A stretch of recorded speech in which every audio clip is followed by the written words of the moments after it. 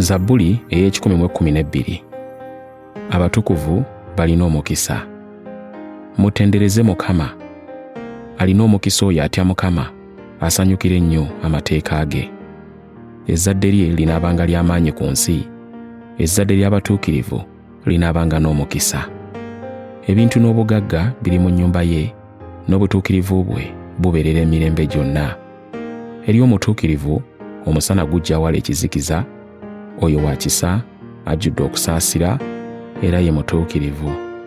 Alaba ebirungi, oyo akola ebyekisa era awola, akola ebintu bye mu bwenkanya. Kubanga taasagaasaganinga emirembe gyonna, omutuukirivu anajjukirwanga ennaku zonna ezitaliggwaawo. Taatyenga mawulire mabi, omutima gwe gunywera nga gwesiga Mukama.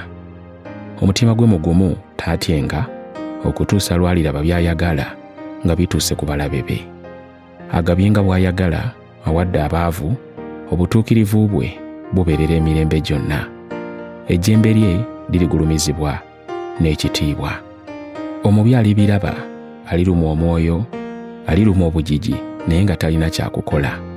Omubi by'ayagala tebimugasa.